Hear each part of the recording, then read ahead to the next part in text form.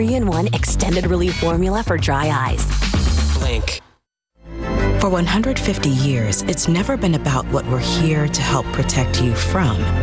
It's always been about what we're here to help protect you for.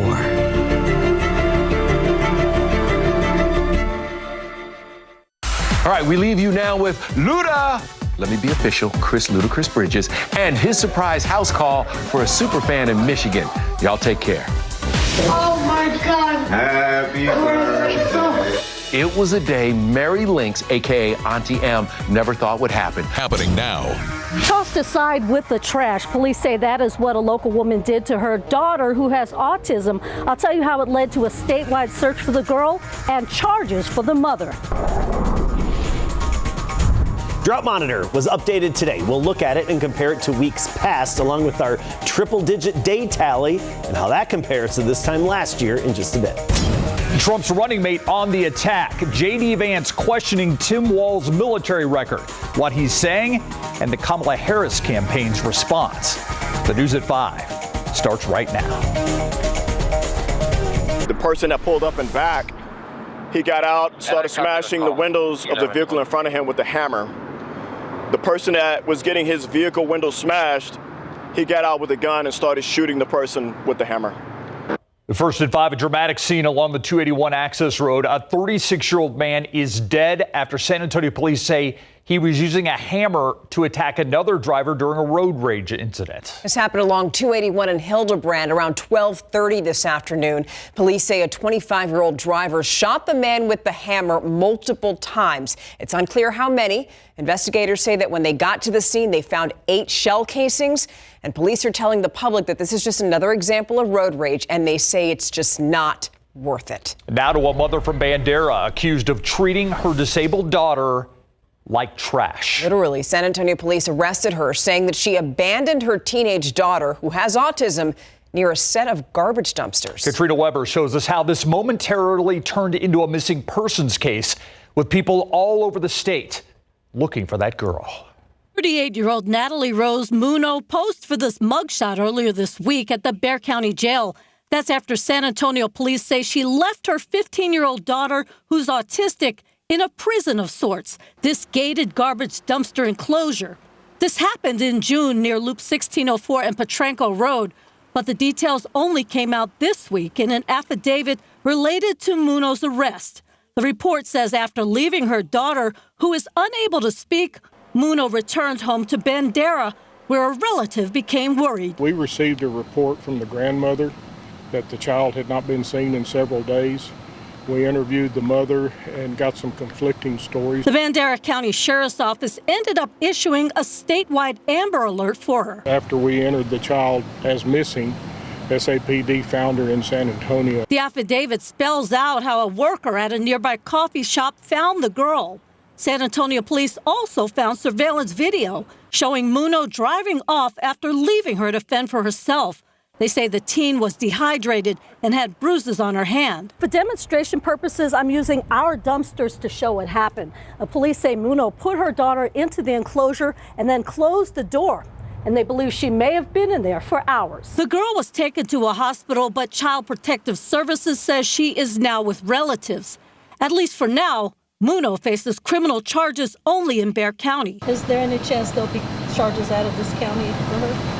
At this time, I'm not sure. Katrina Weber, KSAT 12 News. Some updates now on cases we've been monitoring at the courthouse. A man accused of shooting and seriously injuring 2 police officers last year in court for a docket hearing this morning, but it was reset for another day. Jesus Prado facing 2 counts of attempted capital murder of a police officer and 1 count of deadly conduct. Last October, police say he tried to take his children from his estranged wife before threatening to set their home on fire. Police showed up. That's when they say Prado started shooting. He would eventually turn himself in after those officers were shot. Another jury has spent more than 48 hours trying to decide how long Alexander Castro should spend in prison. On Tuesday, jurors convicted Castro of criminally negligent homicide for a deadly crash from 2022 that resulted in the death of 24-year-old Alexandra Sabert. This afternoon, the jury told the judge that they still couldn't agree on a punishment, and the judge told them to go back and to continue to work together and try and reach a consensus. By the way, Castro faces up to 10 years in prison. A 16-year-old male charged with murder will remain behind bars after a judge denied him bond. Rene Gonzalez in court earlier today for a hearing requesting a $100,000 bond. His family asked the judge to grant him bail, but the judge denied that request. Gonzalez accused of shooting at the wrong house on Bald Mountain Drive 2 years ago. He's also accused in a second murder after he cut off his GPS monitor while out on bond. San Antonio police now need your help solving a deadly shooting that took place a few weeks ago at Smoke Sky Bar on East Crockett. Maybe you remember that woman that you just saw on your screen. That was 28-year-old Aiden Burt, a cheer coach from Jasper ISD. She was shot in the back while she was sitting outside at the patio bar. Investigators think that the shooter was driving by on I-37, which you see there, that vehicle that person might have been in is pretty grainy from that picture, but we just want to know whether that picture rings any bells, because if it does, call investigators. The number's on your screen. It's 210-224-7867. Crime Stoppers can give you $5,000 for any information you have that leads them to make an arrest. Check out traffic right now on this Thursday, and let's go to 281 at Loop 410. This is as you get off 281 and head on Loop 410 west, and you can see traffic very slow on 410. That's what you're seeing down below, but no major traffic tie-ups. And 281 at the quarry, also very busy. These are the southbound lanes of 281 as you head towards downtown. Things slowing down there, but no major backups to tell you about. Well, here's a trouble area. This is 410 at West Military Drive. Looks like the vehicle's off to the side. That is good. Traffic seems to be moving along at a brisk pace out here. Adam. Feeling the heat again, triple digits, 100 the high temperatures so far today. I always say so far because between now and 6 o'clock, we get the update and sometimes it tacks on another degree. But 100 even, the average 97, the record 105 set last year when we had a ton of records. Now, this is our 14th triple digit day so far this year. Compared to this time last year, we were at 43. This time 2 years ago, we were at 56. So the triple digit day count not nearly on pace with the past couple of summers. Right now we're at 98 officially at the airport. Dew point is 65, so it feels like it's 2 degrees warmer than the air temperature.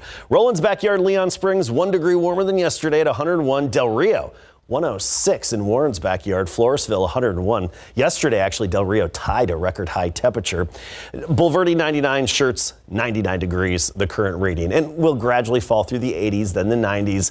Clear sky, pretty quiet out there. Just feeling the heat and increasing humidity tonight. There is a little glimmer of hope for rain. We'll talk about that along with today's updated drought monitor and a look at when we have our average first cold front in just a bit. Adam, thank you. With less than 4 months left until the general election, it is getting downright nasty on the campaign trail. Republican vice presidential nominee J.D. Vance now accusing his Democratic opponent, Minnesota Governor Tim Walz, of stolen valor and abandoning his unit. CNN correspondent Julia Benbrook tells us what we know so far about Walz's military career.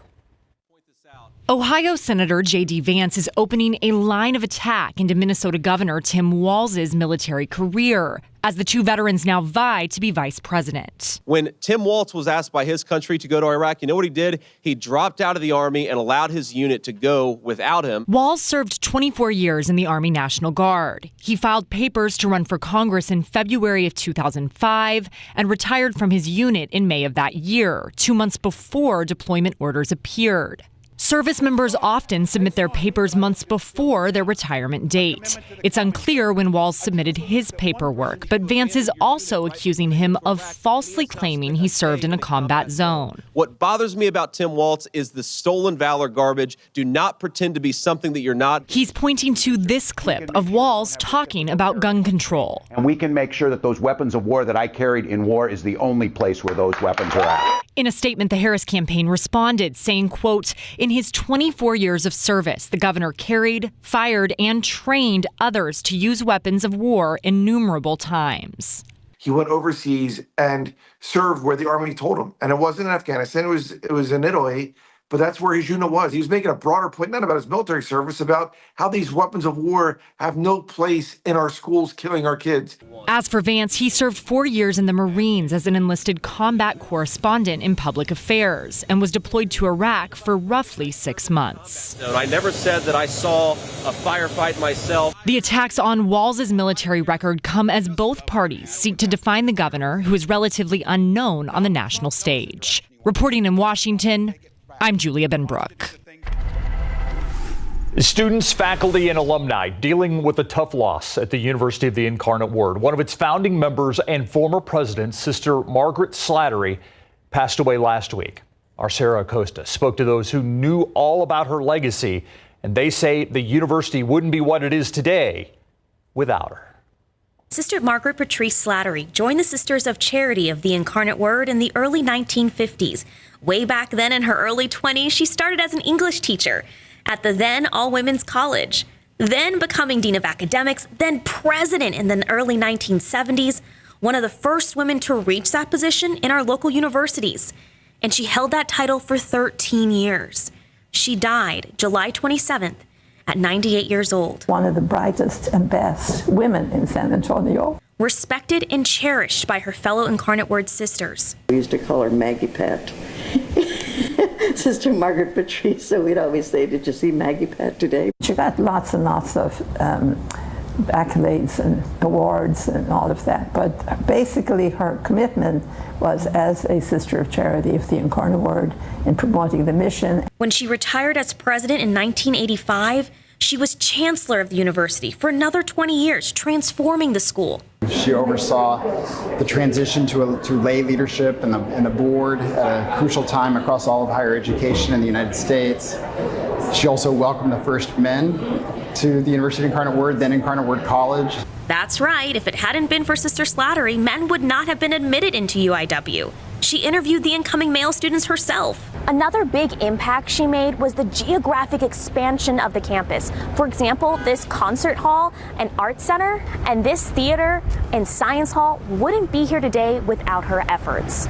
She grew the student population, raising millions of dollars in scholarships by founding the annual swingin' auction and golf tournament because of her love for her students and the sport. She was a golfer. Oh, she was a golfer. Yes, she loved playing golf. She dedicated her life to the mission of her congregation and university, and that hard work and legacy, it lives on. Some of the seeds that were planted during her time that have really grown, to what we are today as a university. So much happened that she planted those seeds for us. Sarah Acosta, KSAT 12 News. The Sisters of Charity of the Incarnate Word are quite a group. They're fun to sit down and have a conversation with, too, and Sister Slattery will certainly be missed, Sister Margaret. Still to come on the news at 5, a new weight loss trend on social media. It's being called Rice Zempic. Why some people claim it's a low-cost alternative to weight loss drugs like Ozempic and Wegovy. Plus, oh, come on, we want you to be honest. Do you ever use somebody else's card to go to Costco? Yeah, because soon you may not be able to. After the break, we're going to tell you about Costco's new change. And coming up today on the 6 o'clock news, a planned terror attack forcing authorities to cancel Taylor Swift concerts in Vienna. Fans have traveled from all over the world to see her, including from here in San Antonio. The advice a security expert has for you before your next big event. Tonight at 6. You've probably heard of Ozempic to lose weight, but Rice Zempic? Yeah, some influencers say that it's a cheaper way to shed some pounds. They're calling it the Rice Zempic diet. So here's the deal. People are soaking rice in hot water. They're adding a little bit of lime and then drinking it first thing in the morning. Apparently, it's supposed to curb hunger. Dallas mom and beauty influencer Ivana Sunshine says it actually works. I had already used rice water for other things like my skincare and my hair for hair growth. So that was another reason that I didn't think there was any harm in consuming it. It did cut my appetite. I did notice the first day I was paying close attention, but then the following days I did notice I was eating a lot less. Could be the placebo effect, but now to the science. Health experts are saying that rice water contains resistant starch, and that specifically is what could be allowing you to feel full. But that doesn't necessarily mean that it's safe to lose weight.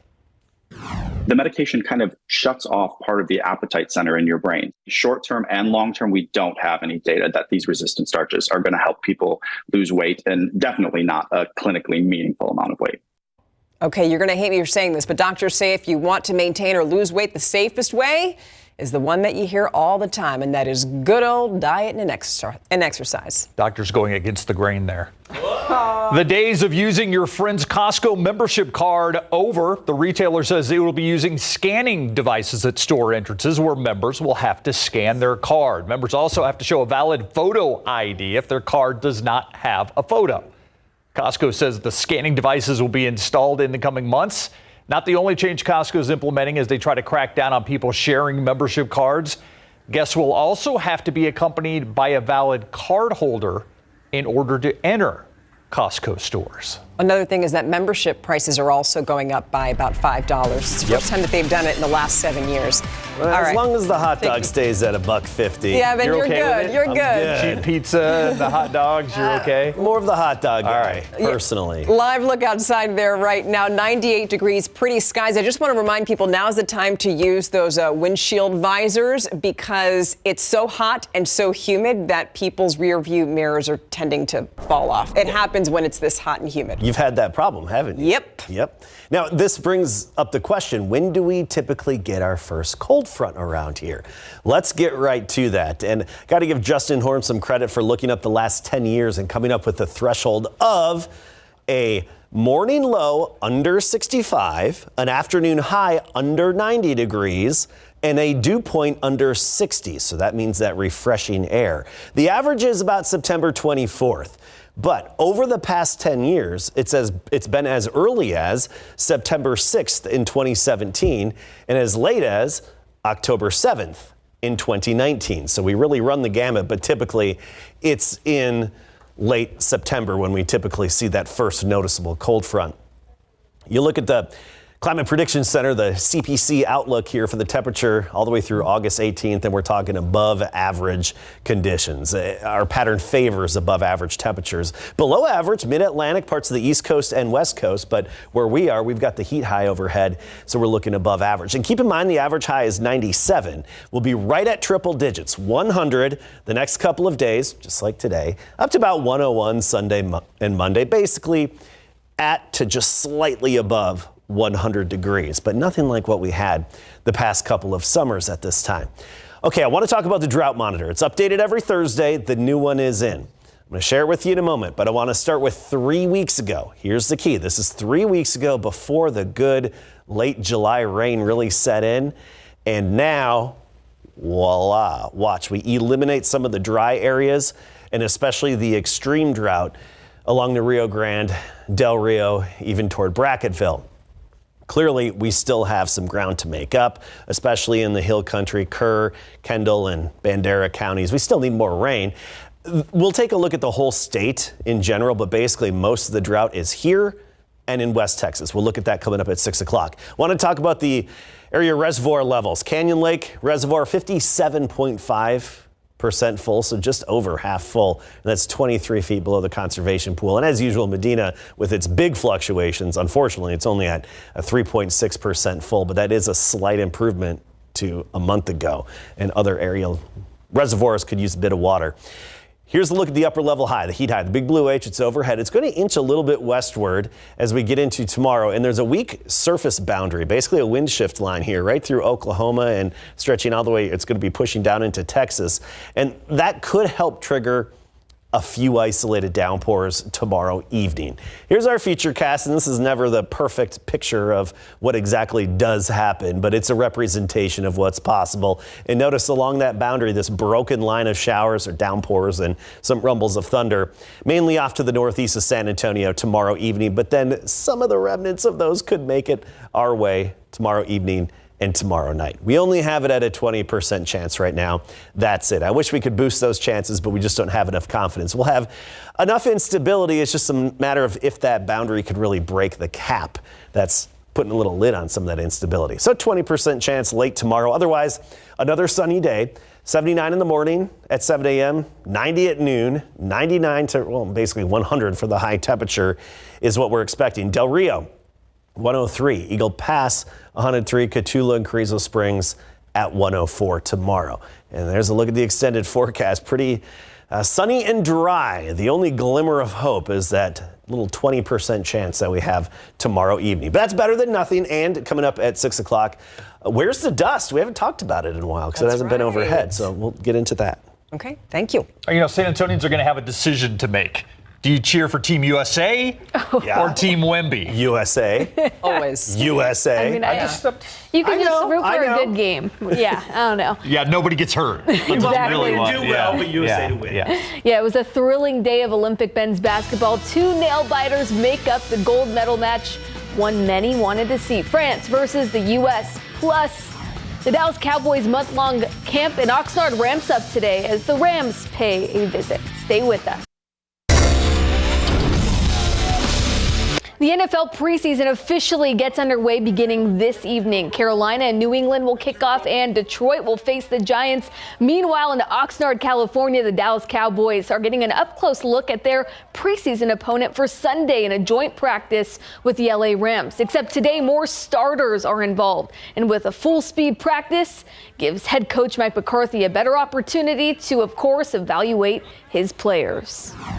All the rookies, this is their first time to compete outside of the, of our football team. So, this is a threshold. This is a step that all these guys need to make. You get used to who you're practicing with and the tendencies and so forth, and then maybe you have another level of success. But now to get to go against an uncommon opponent in a competitive arena. So yeah, this is definitely one of the practices that I know I'll look at a lot at because I want to see our guys compete against different guys. Yesterday, NFL teams released their unofficial preseason depth charts. You have to imagine that's adding some motivation for guys on the bubble and beyond. What a day for Olympic basketball in Paris. France and Germany got things started this morning with a spot in the gold medal match on the line. French and German basketball icons Tony Parker and Dirk Nowitzki were on the hardwood to watch both teams go back and forth. Victor Wembanyama had 11 points and 7 boards in France's 73-69 triumph as France became the only host country to medal in men's basketball since 1996. A couple hours later, the U.S. and Serbia collided. Serbia, led by Nikola Jokic, gave Team USA trouble in the first half, but the U.S. is too talented to go away without a fight. We saw vintage Steph Curry as he dropped 36 points. Vintage LeBron James, who had a double-double as the U.S. erased a 17-point deficit to win 95-91. It'll be France versus the U.S. for gold this Saturday at 2:30. The U.S. women's basketball team will face Australia in the semifinals tomorrow. Now, U.S. still leading the way in Paris in total medals, including the gold category. The U.S. won silver and bronze in the 200 meters this afternoon. Noah Lyles finished third in the upset. It was later revealed he has COVID-19. All right, we'll be right back after. All right, we're looking at the tropical satellite right now. It's fairly quiet out in the Atlantic. There's one new little cluster of storms that could pose some or could have some development here in the coming days, and that's way out there closer to Africa. We'll take another look at that coming up at 6. Hey, guess what? 100 degrees hot. Thank you for watching the news at 5. See you at 6.